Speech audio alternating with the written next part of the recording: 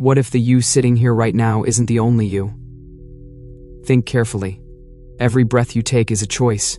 Every word you speak, every step you place, every hesitation or decision splits the path in two. The you who stayed, the you who left, the you who lived, the you who died. We like to imagine reality as a single line, stretching forward from birth to death. But what if that is a lie? What if reality is more like a shattered mirror, with 1,000 reflections staring back at you, each one living out a life you never chose? And here's the unsettling part. What if sometimes those reflections look back? Think about the last time you made a decision you regretted, the job you turned down, the person you didn't confess your love to, the fight you wish you never started. You tell yourself it's over. That chance is gone. But what if it isn't gone? What if somewhere, right now, another version of you is sitting in that job's office? Another version of you is holding that person's hand. Another version of you never said those cruel words. And what if you felt it? That strange sensation of déjà vu, like you've been here before. Maybe you have. Not here, but somewhere close. Another branch of the path vibrating against yours. Dreams, too. Have you ever dreamed a life that felt too real?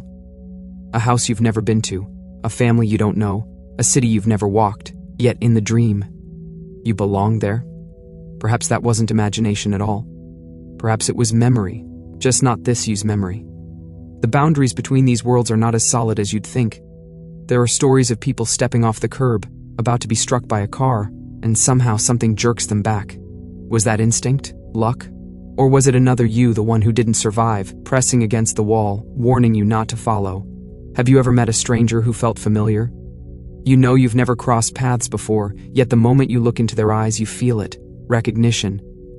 Maybe you did meet, just not here. Maybe, in another reality, they were family, a friend, or even more. Coincidences, chance encounters, uncanny timings. Perhaps these aren't accidents. Perhaps they are fractures, cracks in the glass that separates your life from the others. And sometimes, if you lean too close, you can almost see through. But here is where the mystery darkens. What if those other selves are aware of you? Not all of them, of course.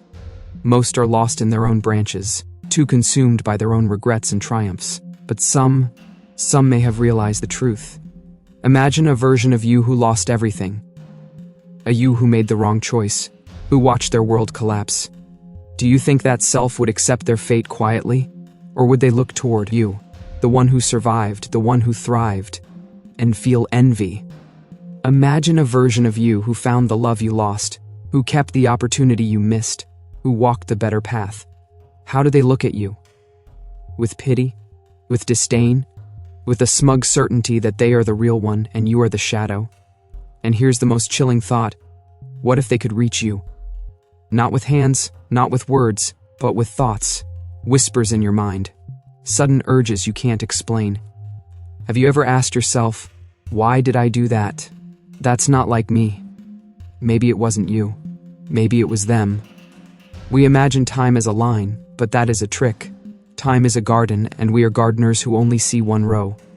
Every choice plants a seed, and those seeds grow into branches we never touch.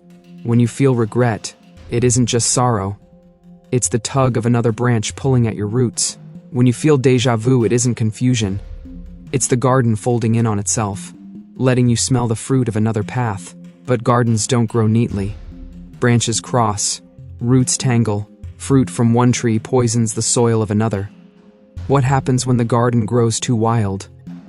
When the boundaries between your life and your other lives collapse? Would you even know? Or would you simply wake up one day in a world that doesn't feel like your own?